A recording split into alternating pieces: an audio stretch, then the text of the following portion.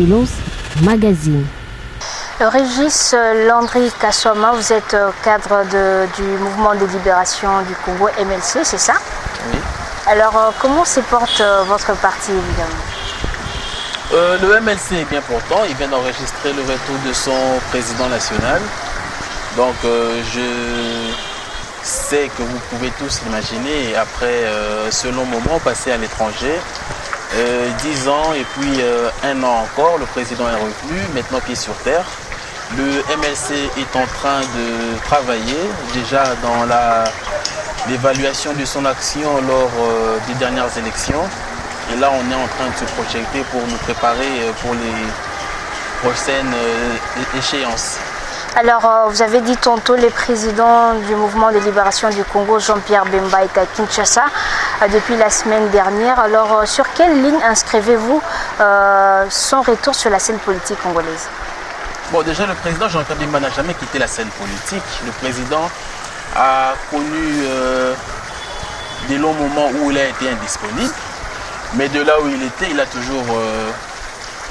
est toujours resté branché à l'actualité politique congolaise. Il a toujours œuvré pour que le MLC participe à la création d'un État congolais qui soit debout et qui soit fort. Donc son retour ici sur place au pays s'inscrit dans sa logique créatrice du MLC. Dès le départ, il y a 20 ans, c'est quoi cette logique? Jean-Pierre Bemba s'est levé pour combattre les inégalités, pour combattre les problèmes de mégestion, pour combattre la corruption, pour lutter pour avoir un état de droit et un état qui soit appelé un état développé. Un Congo qui fonctionne normalement comme tout état normal et respectable doit fonctionner.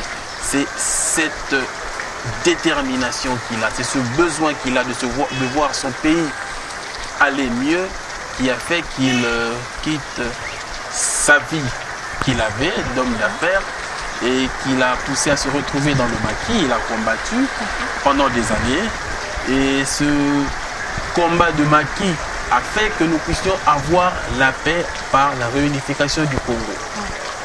Déjà, le MLC s'est retrouvé à la table de négociation lors des accords de Lusaka avec le gouvernement congolais et par après, cela s'est concrétisé avec le 1+4 qui a été mis en place lors des discussions de Sun City.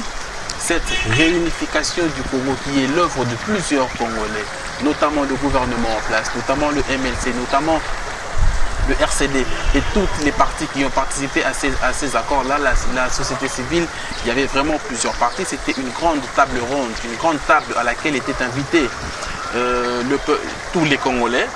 Donc nous avons participé à cela et nous avons participé à la cogestion de 2003 à 2006. Ce qui n'a pas été facile parce que opposé sur le plan politique, opposé sur le plan de vision, sur le plan d'objectif, sur le plan de résultats même, nous avons fait un effort pour cohabiter, pour coexister. Et dans ce qui a été la matière remise au MLC, l'économie et finances, je pense qu'il n'est pas un secret que dans cette période-là, et même la période qui a suivi l'après 2006, la RDC a quand même connu des bons scores, a connu des bons chiffres. Malheureusement, cet acquis de cette période-là aujourd'hui est foulé à pied parce que si vous prenez aujourd'hui les résultats de 2006 à 2019, la RDC connaît près de 400% d'inflation. Le taux du dollar qui était à 425 le jour où le président du MLC quittait l'ECOFIN se retrouve aujourd'hui à près de 1700 francs. Donc, nous revoici aujourd'hui. C'est parce qu'il n'est pas là. Si jamais il revenait là, tout va changer, tout va redevenir comme jadis. Loin de moi la prétention de le présenter en homme providentiel. Non. Mais les faits sont là et les faits parlent en sa faveur. Pendant qu'il a apporté sa technicité et sa touche aux affaires de l'État, il y a eu un certain résultat. Pendant qu'après lui, je peux dire cette dextérité, je peux dire que ce côté qu'il a à être ferme, a manqué dans la gestion de la chose publique. Pendant que l'impunité s'est installée, pendant que les mégestions s'est installée, pendant que les dépassements du genre qu'on nous apprend aujourd'hui à la présidence ont élu foyer dans la RDC, on ne va pas s'étonner qu'on ait un problème d'inflation à 400%. pendant que la RDC ne produit pas, pendant que nous sommes en déficit de devises étrangères, comment allons-nous être surpris par cela? Donc je pense que cela est une question de politique, d'une politique globale de développement. Cela est aussi question d'une volonté politique. Est-ce que les autorités que nous avons eues durant ces 19 dernières années ont-ils réellement besoin de travailler pour le Congo? Parce que le Congo ne manque pas de potentiel. Il faut qu'on arrête de nous dire à chaque fois que le Congo est un scandale géographique, alors qu'aujourd'hui, géologique, alors qu'aujourd'hui, le Congo est plus un scandale de la faim. Alors qu'aujourd'hui, les richesses du Congo ne tuent plus les Congolais. Mais comment pallier à ça? Comment pallier à ça? Je viens de le dire, c'est question d'avoir une politique globale. Dans ce monde, sur Terre, il existe des pays qui ne vivent que du tourisme. Il existe plusieurs pays qui n'ont pas toutes ces matières premières que nous avons. Pourquoi est-ce que ce n'est pas le cas chez nous au Congo? Déjà parce que nous avons un défaut, l'économie congolaise est plus orientée vers les minerais. Ce qui est aujourd'hui une erreur. Nous devons d'abord être capables de diversifier notre économie. Nous devons être capables de nous dire... Comment diversifier? Mais oui, j'en arrive. Nous devons aujourd'hui être capables de nous dire que d'abord, s'il faut parler des minerais eux-mêmes, que nous devons être capables de les extraire. Les extraire dans les normes sécuritaires déjà pour les creuseurs. Ces fils congolais qui quittent la surface et qui vont en profondeur dans plusieurs mètres sous terre et qui ressortent, qui connaissent des cas de maladies et beaucoup sont en train de décéder des maladies sans un apport ou sans un appui du gouvernement. Parce que déjà, l'exploitation de ces minerais est faite de manière artisanale. Si aujourd'hui l'État arrive à maîtriser le secteur et à le rendre industriel, nous aurons déjà plus de revenus dans les caisses de l'État. Okay? Aujourd'hui encore, l'État doit penser à investir dans ce que nous appelons l'agriculture. L'agriculture fait ses preuves. Nous avons, nous, ici au Congo, la chance d'avoir une terre où tout pousse. Il suffit de jeter un grain, même sans aller en profondeur, tout pousse au Congo. Nous devons profiter de cette aubaine qui est nôtre en investissant dans l'agriculture. Il y a des paysans qui s'essayent sans avoir des moyens.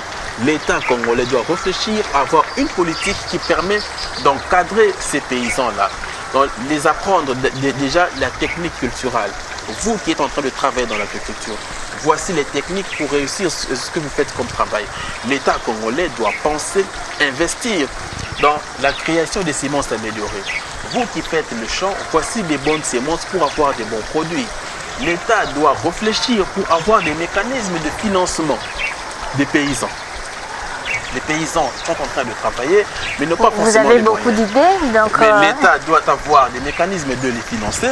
L'État doit avoir des mécanismes de penser faire des routes, des grandes routes, des routes nationales, mais aussi les routes et des centres agricoles. Se rassurer que ces routes-là existent et qu'elles soient en bon état de rouler pour que les produits qui résultent de ces champs-là, des provinces ou des milieux reculés, atteignent la capitale Kinshasa pour un écoulement. L'État doit aussi s'assurer que nous puissions avoir un marché réel qui existe. La sous-région, l'Afrique centrale, l'Afrique doit devenir un marché pour le Congo.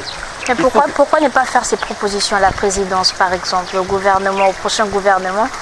Question de vulgariser vos idées, de faire la promotion de tout ce que vous dites pour l'épanouissement de la RDC. Vous savez, madame, quand nous venons en politique, chacun, avec ses bases, réfléchit et met ses journées sur papier. Okay? Nous sortons des élections, nous, au MLC, avions produit un programme de gouvernement. Déjà, Dieu merci, j'ai même participé à l'équipe de rédaction. Ce programme a été rendu public et ce programme-là, si le président Jean-Pierre Bemba n'avait pas été injustement invalidé par les autorités congolaises, le président Jean-Pierre Bemba allait compétir et je sais qu'il allait gagner les élections. C'est ce programme-là que nous allions mettre en application. Le président actuel est arrivé aux élections sans nous présenter un programme clair de sa vision. Voilà qu'aujourd'hui, en place, nous commençons à avoir la confirmation que le tâtonnement qu'on craignait de vivre est en train maintenant d'être mis en place et nous le vivons. Il faut que nous ayons une certaine politique définie de ce que nous voulons pour le Congo. Parce que moi, à un certain moment, j'en ai marre. J'en ai marre de quoi? J'en ai marre de ne parler que de politique. Nous devons parler du peuple congolais, nous devons parler du social. quand nous parlons politique, quand nous discutons de la taille d'un gouvernement, quand nous parlons de tel ou tel autre président, c'est bien. C'est peut-être des sujets d'actualité, mais le peuple congolais attend de voir une amélioration dans son assiette. Est-ce que vous ne le faites pas parce que vous n'êtes pas dans la gestion de la chose publique? Une fois que vous y serez, peut-être si ça ne sera pas ça, votre point de vue.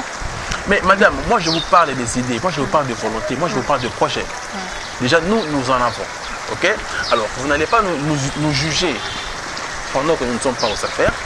Je pense que moi, une fois le MLC est en place et une fois que nous faisons partie de cette équipe, nous allons nous battre pour nous imposer avec nos arguments, avec nos idées, pour qu'elles passent, pour qu'elles soient admises et pour que nous puissions les mettre sur pied en œuvre. Nous avons la vocation, nous avons le devoir de nous battre pour le peuple congolais. Le peuple congolais, c'est qui? Le peuple congolais, c'est vous. Le peuple congolais, c'est tous ceux qui sont ici sur le plateau. Je suis congolais, je fais partie de la population congolaise. En me battant pour améliorer les conditions de tout un chacun dans ce pays, j'améliore ipso facto aussi la mienne. L'erreur que d'aucuns font dans ce pays, c'est de penser qu'une fois aux affaires, ils peuvent se taper des grosses richesses pour leur propre compte. Alors qu'ils sont autour de plusieurs personnes qui sont dans des situations difficiles, qui sont des mendiants potentiels. Et ces mendiants les tirent vers les bas. Ce qui fait qu'après 3 ans, 4 ans, 5 ans, hors de la fonction, on se retrouve tous pauvres. Il faut qu'on arrive à un certain moment où le Congolais a une politique du Congo pour le Congo. Il faut qu'on arrive aujourd'hui, par exemple, madame, nous sortons des élections. Nous avons une population qui est en grande majorité jeune. Le président est élu. Quelle est la réponse qui est donnée aux jeunes jusque-là? Les jeunes sont-ils seulement ces gens-là à qui nous allons remettre des t-shirts, des casquettes pour aller aux urnes? Et quand vous êtes au pouvoir, ces jeunes ne sont pas représentés? Qu'est-ce que je parle? Vous ne pensez pas que dans les prochains gouvernements, qu'est-ce que je dis par voilà, c'est ça votre erreur. Qu'est-ce que je dis par les jeunes ne sont pas représentés? Quand je dis que les jeunes ne sont pas représentés, je ne demande pas qu'on prenne quelques jeunes, 5 ou 6, qu'on les mette au gouvernement. Ces jeunes-là ne vont pas nourrir tout le Congo. Le Congo est un grand pays. Comment ils doivent-ils se représenter? Il faut qu'il y ait une politique pour la jeunesse. Aujourd'hui, nous avons des jeunes qui sortent des universités, qui ont du mal à avoir un emploi. Partout, vous allez chercher un emploi, on vous demande d'avoir 5-10 ans d'expérience. Comment allons-nous acquérir cette expérience-là?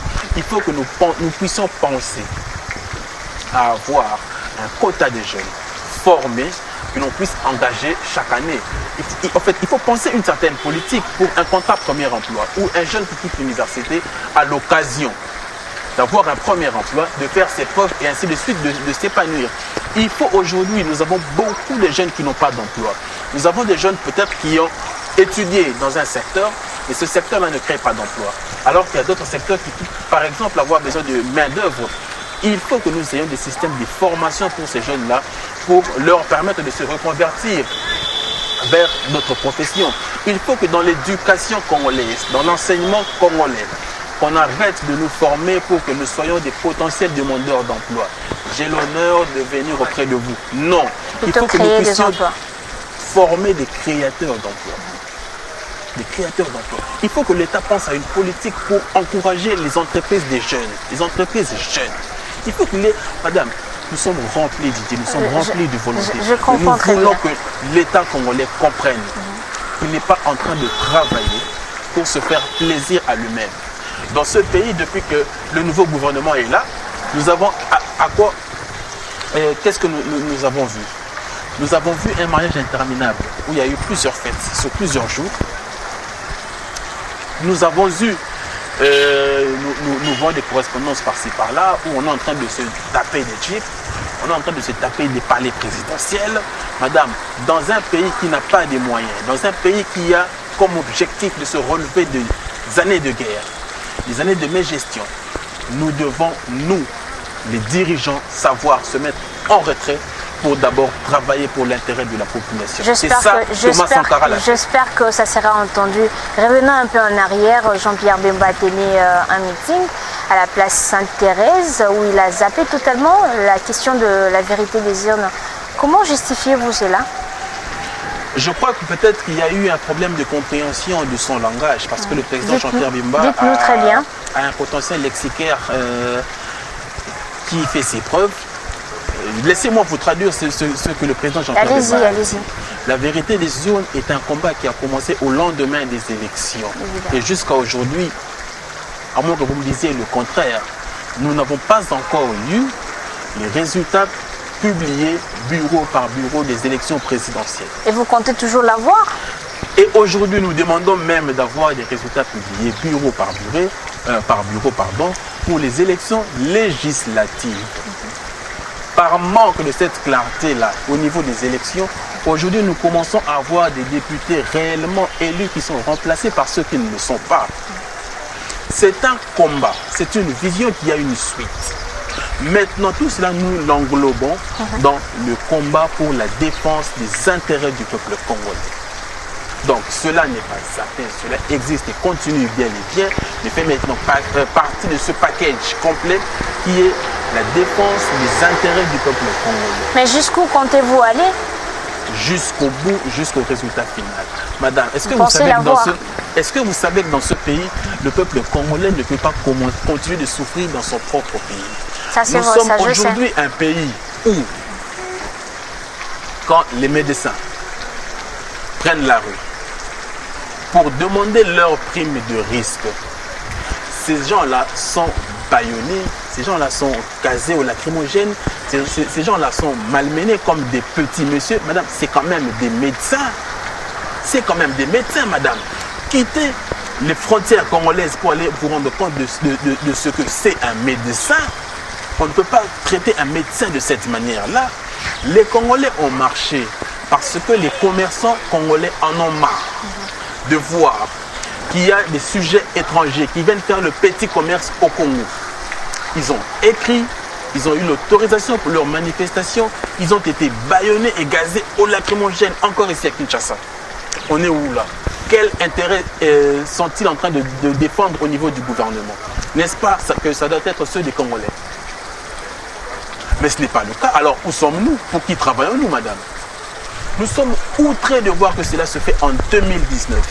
Alors que nous avons un président qui sort de l'opposition, qui a pendant des années condamné cela, une fois au pouvoir, s'ayant choisi les mauvais alliés, il est en train de reproduire la même chose. Vous pensez qu'il a changé? Il a changé d'option? Il a changé d'idée? Il s'est choisi les mauvais alliés. Et si pour les autres ça fait 18 ans, pour lui nous ne ferons pas 18 ans. Rapidement il sera défait par les élections. Dans les urnes, il perdra les prochaines élections à ce rythme-là. Vous savez, madame, aujourd'hui nous sommes dans un pays où, juste après l'élection du président, tous les travailleurs qui travaillent dans les magasins des Indiens se sont mis à revendiquer leurs droits. Qu'ont-ils eu comme résultat? Rien. Rien. Beaucoup se sont fait licencier parce qu'ils ont eu le courage de réclamer leurs droits et l'État congolais ne les défend pas. Le Congolais est abandonné chez lui. Après, vous nous parlerez du patriotisme. Mais vous ne pensez pas le président de la République défend le peuple, il est pour le peuple. Madame, c'est bien de le dire, c'est encore mieux de le faire. Cet adage, le peuple d'abord. Un adage ou un dicton. En fait, ce n'est pas ce qui va changer nos vies. Ce qui va changer nos vies, c'est qu'il y ait réellement des réformes qui soient apportées. Vous ne pensez pas qu'il a cette volonté-là? Ce qui va changer de vie. Non, madame, je ne parle pas de volonté, moi je parle des faits. La volonté, il a clamé haut et fort. Oui, j'accepte. C'est quelqu'un pour qui j'ai beaucoup de respect. Nous avons été avec lui dans l'opposition, c'est un grand frère et surtout en tant que Bantou, j'ai beaucoup de respect pour lui, pour la personne. Mais de ce qui est fait depuis qu'il est président de la République, je peux dire que je ne le reconnais pas. Ok? Et ça, c'est un conseil qui lui est donné. Je pense que déjà sur le plan politique, il a un problème parce qu'il n'a pas l'allié qu'il devait avoir. C'est une aberration de voir l'UDPS coaliser avec le PPRD. Donc vous n'êtes pas d'accord avec le mariage FCC-Cash? Ce n'est même pas d'être d'accord, c'est un mariage, c'est une alliance qui ne devrait pas exister. Je pense que dans sa tombe, le patriarche est en train de mourir 2 fois, si pas 3 fois. Ça ne devait même pas exister. Parce que, regardez madame, faisons un petit bilan. 6 mois après, où sommes-nous? Rien n'est fait, tout est bloqué. tout est bloqué. Nous sommes en train de reculer. Le Congo, moi je pensais que le Congo avait déjà atteint le fond, la limite. Là je découvre que nous sommes encore en train de reculer, madame. Prenez les élections. Comment est-ce qu'un président qui gagne les élections peut se retrouver demain débouté de sa victoire parce que quelqu'un d'autre a décidé qu'on offrait le pouvoir à quelqu'un d'autre? Vous pensez qu'on a offert la victoire à qui? Je pense que Martin Fayulu a gagné les élections. Ah bon. Mais ça a été dit autrement. Via la Commission électorale nationale indépendante, il a proclamé... Ça n'a pas été dit autrement, parce que le dire autrement, ça aurait été de proclamer Martin Fayulu, peut-être avec un autre pourcentage. Mais vous avez été à la cour. Ce qui a été fait, madame... Vous avez été à la cour. Ce qui a été fait, c'est que le vainqueur n'a pas été publié, comme ça a été le cas en 2006. Avec comme ça a Jean-Pierre été Bemba. le cas en 2011, avec le feu Étienne Tshisekedi. Et monsieur le président Félix Tshisekedi sait très bien qu'en 2011, il a fallu aller à la Cour constitutionnelle et nous savons tous comment ça finit ces démarches-là. Ce n'est pas nouveau pour lui. Mais si vous ne faites pas confiance, pourquoi vous y allez quand même? Mais madame, quand on y va, qu'est-ce que ça nous donne comme résultat? Dites-moi, nous sommes aujourd'hui au 3e cycle d'élection où jamais un président réellement élu ne se retrouve à la tête du pouvoir. Vous n'allez pas me dire que c'est faux. Vous savez très bien de quoi je parle. Vous avez été à la cour, vous avez apporté de preuves, mais finalement c'est un procédé qui existe et je pense qu'aujourd'hui nous allons réfléchir, nous, en termes de propositions et de réformes en matière d'élection. Nous ne pouvons pas continuer de la même manière pour avoir les mêmes résultats et à la fin avoir les mêmes problèmes. Il faut que l'élite congolaise se lève. Et nous, au MLC, nous les jeunes du MLC, nous les cadres du MLC, allons réfléchir et allons apporter des propositions, des réformes. Alors, le président Jean-Pierre Bemba a été très critique envers le président de la République, Félix Tshisekedi. C'est une façon, ça, de vouloir prendre les postes de porte-parole de l'opposition, de vouloir chercher ça? Le président Jean-Pierre Bemba a répondu à des questions se basant sur des faits réels et qui existent. J'aurais cru que vous me diriez que Jean-Pierre Bemba a créé des choses dans ce qu'il a dit. Malheureusement, non. Malheureusement, non. Il n'a fait que constater des choses. Il a même dit qu'il continue d'observer. Mais au vu de ce qui se passe, il est sceptique. Il n'a pas intérêt à chercher à être sceptique juste pour faire plaisir. Jean-Pierre Bemba, aujourd'hui, est un leader congolais qui existe, charismatique, qui est maintenant en termes d'action avec le peuple congolais, en termes de réflexion avec la plateforme Lamuka, avec le MLC, pour que nous puissions donner du tonus à nos futures actions. Jean-Pierre Bemba n'est pas là pour critiquer, pour faire plaisir, ni pour acquiescer pour faire plaisir. Comme il a dit, il y a des gens qui sont payés pour faire ce job, qu'ils le fassent. C'est tout ce que nous demandons. Comme j'ai dit, nous devons travailler pour les Congolais. Que le gouvernement congolais, que la présidence de la République du Congo, que le Parlement congolais, que les institutions congolaises travaillent enfin pour l'intérêt du Congo et des Congolais. C'est tout ce que nous demandons parce que tous ces gens-là sont à cet endroit-là pour faire ce job. Ben, qu'ils le fassent. Mais quelle lecture faites-vous après les meetings où le président de la République a été rencontrer les policiers qui ont été touchés? Je pense que là encore, il est en train de glisser dans la politique politicienne. Vraiment? Parce que s'il faut que je parle de cet événement-là, le même jour, il y a eu des policiers blessés, comme il y a eu des manifestants, comme il y a eu des Congolais, des Congolais qui étaient hors de leur maison ce jour-là, qui ont aussi été blessés par l'utilisation des gaz lacrymogènes de la police. Le président de la République se choisit de visiter certaines personnes pour transmettre un certain message et donner une certaine image. Malheureusement, il est en train de rater son coup. J'aurais bien voulu qu'il aille aussi visiter les Congolais. Lui, qui pendant des années a toujours dénoncé le fait que la police congolaise use abusivement des gaz lacrymogènes lors des manifestations, aujourd'hui il croit au pouvoir. Il va réhabiliter ces gens-là, il va les valider dans leur action, ok, pour avoir utilisé des gaz lacrymogènes sur des Congolais en train de chanter, de fêter, de célébrer et d'accompagner leur leader sur le lieu d'un meeting. Les images sont là. Les images existent. J'étais là sur le terrain. Je suis un témoin oculaire. Rien de tout ce qu'on a tenté de nous faire croire après ce meeting n'a eu lieu.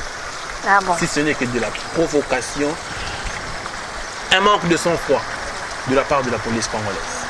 Bon, nous sommes en train déjà de chuter, mais l'avant-dernière question, qu'est-ce qui divise aujourd'hui la Mouka? On constate le départ de Moussa Niamouchi. Quelle lecture d'ailleurs faites-vous par rapport à son départ? La Mouka n'est pas divisée. Je pense que jusqu'à preuve du contraire, le président Jean-Pierre Bemba l'a si bien aussi dit dans son allocution du dimanche 23 juin 2019, la Mouka continue d'être ensemble. À Sainte-Thérèse, vous avez vu un représentant du président Moïse Katumbi, il y avait Jean-Pierre Bemba, il y avait Adolphe Mozito, il y avait un représentant du président Freddy Matungulu Ilankir, et il y avait bien évidemment le soldat du peuple Martin Fayulu. On se demande qui sera le prochain sur la liste, qui partira prochainement. Posez-vous la question, libre à vous. Donc, la Mouka continue d'être ensemble, tous les leaders sont là ensemble et décidés à aller dans les actions de terrain pour défendre les intérêts du peuple congolais. Voilà même pourquoi est projeté pour ce dimanche 30 juin une marche. Mais pensez-vous que cela sera accordé? La marche est prévue à Kinshasa. Oui. Les autorités sont informées comme il faut le faire au regard de la constitution congolaise. Donc, j'en appelle au peuple congolais. Tous, peuple congolais, Bolamouka, rejoignez-nous le dimanche 30 juin. Date symbolique à laquelle le peuple congolais s'est levé durant des années et a obtenu son indépendance en 1960. Nous, aujourd'hui, nous allons nous lever pour nous battre, car notre souveraineté ne se négocie pas. Notre souveraineté ne se négocie pas. Nous réclamons la défense des intérêts des Congolais. Nous voulons qu'on arrête au niveau de la Cour constitutionnelle de remplacer par calcul purement politique des députés qui sont réellement élus par ceux qui ne le sont pas. Nous réclamons que les revendications des enseignants, des médecins, des fonctionnaires, des commerçants congolais soient prises en compte. Et tous ceux-là qui savent qu'ils sont lésés, tous ceux-là qui savent qu'ils ont posé des questions auxquelles ils n'ont pas eu de réponse, je leur demande de nous rejoindre. C'est une marche pacifique où nous allons tous arborer les rues de Kinshasa au rythme de chants, bien évidemment, de célébration et même de prière, pour obtenir la défense de nos intérêts. Nous allons tous nous retrouver jusqu'à la place Lumumba, une place symbolique devant cet héros national, pour lui transmettre le message. Nous voici plusieurs années après devant toi pour le même combat que toi tu avais commencé. Nous comprenons ce que vous voulez passer comme message. Vous avez saisi l'hôtel de ville de Kinshasa. Si jamais il disait non par rapport à votre demande, que feriez-vous? Madame, je suis ici en train de vous parler des faits, des projections, des idées. Je ne vous parle pas de suppositions. Donc je ne vais pas répondre à sa place, mais tout ce que je sais, c'est que le 30 juin, la Mouka sera dans la rue. Peu importe qu'on accorde ou pas, vous serez dans la rue. Le 30 juin, je me répète, la Mouka sera dans la rue. Très bien, nous voici arrivés pratiquement à la fin de notre émission, dénommée Excellence. Alors vous allez passer votre message en une de langue nationale. Je suis très heureux d'être reçu par votre émission. Je pense que je souhaite que ça ne soit pas la dernière fois. À tous, je peux dire peuple congolais. Ngonga oyo to solo la, pe to senga yango yo ekoki. Na banzi na Sainte-Thérèse, président Jean-Pierre Bemba, boye bisaki ye que la Mouka est trahir binoté. Réponse payée à pesaki bino ezalaki que bino pe bo trahir biso te. Ngonga ebelemi dimanche biso sotokutana. Na ba point de rencontre épopée ça na ba spot publicitaire iconique na ba télévision congolaise to marché des 24 communes poto kutana biso banso na place échangeur devant Kondo Patrice Emery Lumumba to pesa ye rapport ya makambo bato ba osala na mboka oyo Congo pe total isaete bambula ebele sima to ye pour continuer ko bunda etumba oyo abundaki ye azwaki résultat peuple congolais bino nde ba konzi ya la Mouka bana musala na bino oyo bochana à la tête ya la Mouka ba telemi pe bango pe bakozwa résultat. Excellence Magazine. Amis téléspectateurs, c'est par ici que prend fin votre magazine. Je rappelle que j'ai reçu sur ces plateaux aujourd'hui Régis Landry Kaswama, cadre du MLC, avec qui nous avons échangé sur les questions d'actualité, notamment liées à la plateforme Lamuka, dont fait partie le mouvement des libérations du Congo. Je crois que vous avez suivi avec beaucoup d'attention. Retrouvez-nous prochainement avec les mêmes plaisirs et d'ici là, portez-vous bien.